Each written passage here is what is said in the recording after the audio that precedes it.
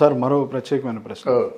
చాలా హాట్ టాపిక్గా ఉంది, చాలా బాగా చర్చ జరుగుతుంది, మీకు కూడా తెలుసు. ఈసారి ఖచ్చితంగా అధికారం తీసుకొచ్చుకోవాలి అనేటువంటి ఆలోచనలో చంద్రబాబు నాయుడు గారు తీవ్ర ప్రయత్నాలు చేస్తున్నారు. ఇదే క్రమంలో ఇద్దరు మాత్రం ఖచ్చితంగా గెలవకూడదు. మన ప్రభుత్వం వచ్చినా ఇద్దరు మాత్రం ఖచ్చితంగా గెలవకూడదు. ఒకటి గుడివాడ కొడాలి నాని అయితే, రెండోది గన్నవరం నుంచి వల్లభనేని వంశీ. ఏంటి బాబు గారు అనుకున్నది వీరిద్దరిని కట్టడి చేయటం సాధ్యం అవుద్దంటారా? కట్టడి చేద్దామని అనుకుంటున్నారండి. ఓకే. ఎందుకంటే శత్రుశాసం ఉండకూడదండి. ఓకే, అసలు ప్రధాన కారణం అది. శత్రుశాసం ఉండకూడదు. ఎందుకంటే చంద్రబాబు నాయుడు జీవితంలో అన్ని మాటలు పడింది అవును ఇద్దరి చేతే. మూడో వ్యక్తి రోజా వస్తుంది. రోజా ఒక ఆడమ్మాయి కనుక ఆ మాటలు పెద్దగా తీసి, ఎందుకంటే ఏమైనా గట్టిగా మాట్లాడి తెలుస్తుంది, అంతే కదా. కానీ వీళ్ళిద్దరూ అలా కాకుండా ఇప్పుడు వంశీని తీసుకున్నట్టయితే, వంశీ మన పరిటాలకి మంచి మంచి ప్రధానమైన అనుచరుడు. మంచి ప్రధానమైన అనుచరుడు కాదు, నేను చెమ్మనున్నాడు కానీ. ఓకే, చెమ్మన్ అంటే ఆ కోటరీలో అక్కడ పెరిగాడు, అక్కడ పెరిగిన మనిషి. Okay sir. అక్కడ ఎదిగిన మనిషి కాదు, అక్కడ పెరిగిన మనిషి. ఓకే. కానీ విజయవాడలో వచ్చి రాజకీయంగా ఎదిగాడు. అది ఎలాగా? తెలుగుదేశం పార్టీ ద్వారా. అది ఎలాగా? తెలుగుదేశం పార్టీకి కుడిభుజంగా ఉన్నటువంటి పరిటాల రవి ఆధ్వర్యంలో, ఆయన కనుసన్నల్లో, ఆయన ప్రోత్సాహంతో నువ్వు ఎదిగావు. అవునా? పరిటాల రవి ఉంటుండగా నువ్వు ఇలా మాట్లాడగలవా? ఒకసారి ఊహించుకో. పరిటాల రవి ఉంటుండగా, ఇప్పుడు పరిటాల సుజాత ఉంటుండగా నువ్వు మాట్లాడుతున్నావు. అదే పరిటాల రవి ఉంటుండగా చంద్రబాబు నాయుడిని ఇలా మాట్లాడగలవా? మాట్లాడి బ్రతికి బట్ట కట్టగలవా? నువ్వే ప్రశ్నించుకో, నువ్వే సమాధానం చెప్పు. ఇకపోతే ఇదేంటండి, కొడాలి నానేంటండి, రాజకీయాల్లో ఉండేవాడు భాష ఏమిటండి అది? అది నాకు ఎన్నిసార్లు ఆయన గురించి చెప్పాలనుకున్నా ఏం చెప్తాం? మాట్లాడితే నీ అమ్మ ఊడేంటండి, నీ అమ్మ ఊడేంటండి అర్థం లేకుండా. అమ్మ ఏంటండి? అమ్మ అంటే పవిత్రమైన ఒక మహిళ కదా, శ్రీమూర్తి కదా. అమ్మ మొగుళ్ళు ఏంటి? ఇప్పుడు వాళ్ళ అమ్మ మొగుళ్ళని తలుస్తున్నావు, నీ అమ్మ మొగుళ్ళని వాళ్ళు తలిస్తే ఏమవుతావు? తలవడం ఎంత అంటే దుష్ట సంస్కారం ఉండదు. ఎంత ఏమైనా బుద్ధి జ్ఞానం ఉన్నవాళ్ళు నీ అమ్మ మొగుడనే మాట ఉపయోగిస్తారండి. ఇంకో మాట ఉపయోగించండి, గాడిదేనండి, పందేనండి, ఏదేనండి, అంతేగాని నీ అమ్మ మొగుడేంటండి? ఆ మాట తాలూకు అర్థం తెలుసా నీకు? ఇకపోతే ఒక తారక్ అనేటువంటి ఒక నాయకుడు అడ్డంగా ఉన్నాడు. తారక్ ఉంటే అడ్డంగా ఏముంది? తారక్ మామూలుగా సినిమా చేసుకుంటున్నాడు. తారక్ ఎంత మంచి సపోర్ట్ ఉందో మీకు తెలుసు కదా.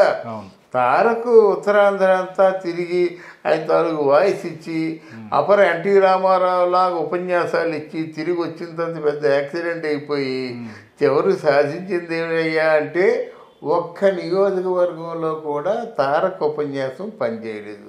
అలాంటి తారక్ని పట్టుకొని మా తారక్ వచ్చినట్టయితే మొత్తం పిండి చేసేస్తారంటావు నువ్వు. నీకు తారక్కి మాట్లాడలేమనుకుంటారు అంటావు, నువ్వు తారక్ ఇద్దరు మాట్లాడుకుంటారు. తారక్ ఏమో ఏ సంబంధం లేదంటారు. ఏమిటయ్యా ఇది? ఎందుకింత కన్ఫ్యూజను, ఎందుకింత అబద్ధాలు మనం పోగేసుకోవడం తప్ప చెప్పండి. నా మాట్లాడేది నేను మాట్లాడినంటే మాట్లాడడం మానేయండి. మాట్లాడితే తారక్ నా ప్రాణం చెప్తున్నా కదా. ఒక పక్క తారక్ నన్ను తిట్టినా కొట్టినా చంపినా సరే తారక్ మాట వింటాను, తారక్ గౌరవిస్తాను.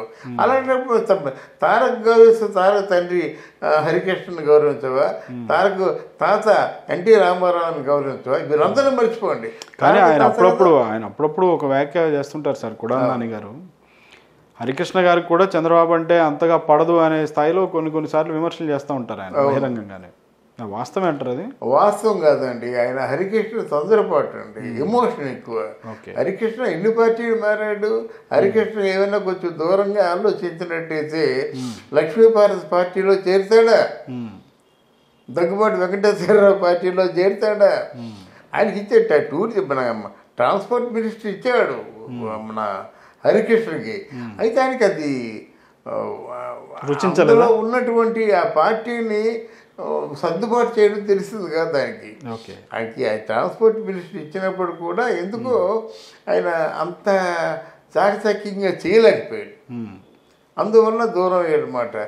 అప్పటికి ఎవరు చంద్రబాబు నాయుడు తాలూకు అంటే ఆలోచన ఎంత విశాలం అయిపోయిందంటే మొత్తం ఆంధ్రదేశంలో పటం అంతా ఆ కంప్యూటర్లో ఉండేది.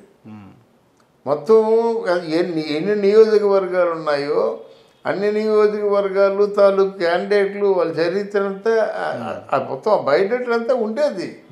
అప్పుడు చాలా ఫాస్ట్గా ఉండేవాడు కనుక ఇంత మనం ఏంటంటే ఇంత స్పీడ్లో ఉన్నప్పుడు ఆ స్పీడ్ని అందుకోలేకపోతున్నాడేమో హరికృష్ణ అనుకున్నాడు. కానీ హరికృష్ణ వల్ల ఆయన క్యారెక్టరే చెడిపోతుందని అనుకోలేదు అయితే చంద్రబాబు నాయుడు కూడా.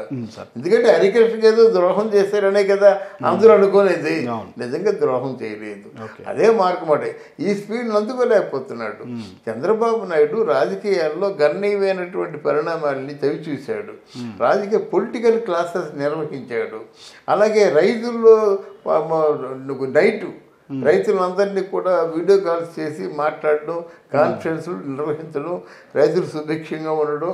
అప్పుడు ఆ రోజుల్లో తూర్పుగోదావరి పశ్చిమ గోదావరి ఎంత బ్రహ్మాండంగా పంటలు పండే మాట. గోదావరి తీరం అన్నీ కూడా కార్యక్రమాలు కూడా పెట్టినట్టున్నారు. మహానాడు కార్యక్రమాలు పెట్టేవారు. చాలా బాగుండేదండి. బొక్కసం ఆల్మోస్ట్ ఇండియాలో నెంబర్ 2 పోస్టింగ్ వెళ్ళాడు కదండి.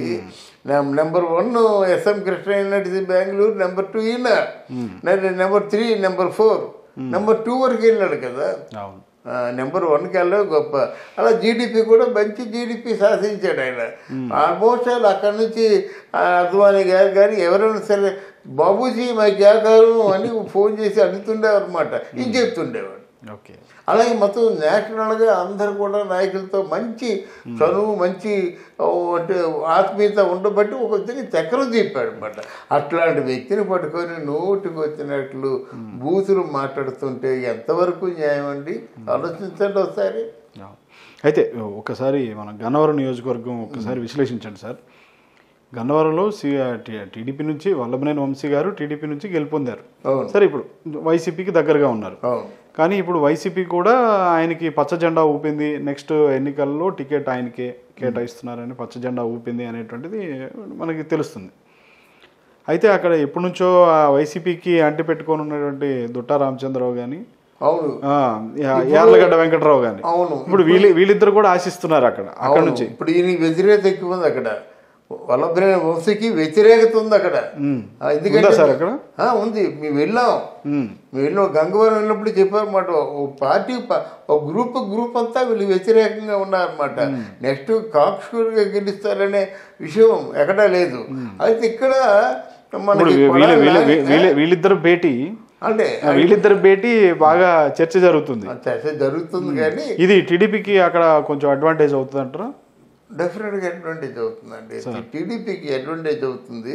ఇక్కడ గుడివాళ్ళు ఏంటంటే వీళ్ళు చంద్రబాబు నాయుడు డబ్బుతో కొందాం అనుకుంటున్నాడు. ఆ మాట మనం చెప్పకూడదు కానీ, బట్ ఎవరు డబ్బు ఖర్చు పెట్టింది ఎవరున్నారు చెప్పండి? ఇప్పుడు కంబల్లో తింటూ వెంటికలు అంటుకున్న ఆయన అనడం ఎలాడదో డబ్బు అనడం అలాంటిదే మాట. ఎందుకంటే అక్కడ ఎన్ఆర్ఐని తెలుగుదేశం పార్టీ తరఫున నిలబెడతాం అనుకుంటున్నాడు. చాలా ప్రెస్టేజ్గా తీసుకున్నాడు అనమాట. ఎందుకంటే అన్ని తిట్లు తిట్టిన తర్వాత అన్ని తిట్లు తిన్న తర్వాత రాజకీయాల్లో మాత్రం వీడు ఉండకూడదు. ఎవరు కొడాలి నాన్న ఉండకూడదు, వల్లభనేని వంశీ ఉండకూడదు, రోజా ఉండకూడదు. ఆ పేరు నానికి ఊర్లో లేదు. అనుకోకుండా లక్కీగా వచ్చారు కానీ నెక్స్ట్ ఆయన్ని ఓడించేస్తారు. పేరు నాని కానీ తర్వాత ఈయనవుడు అనిల్ కుమార్ యాదవ్ కానీ వీళ్ళందరూ ఓడిపోతారన్నమాట. లేదు, వీళ్ళందరికీ చాలా వ్యతిరేకత ఉంది. అది రోజాని ఎవరు ఓడించవలసిన అవసరం లేదు. నగిరిలో తనే ఓడిపోద్ది. సో వీళ్ళిద్దరిని అల్టిమేట్ గా చంద్రబాబు గారు టార్గెట్ రీచ్ అవుతారంటారా? టార్గెట్ రీచ్ అవుతారండి. Thank you very much. Thank you very much.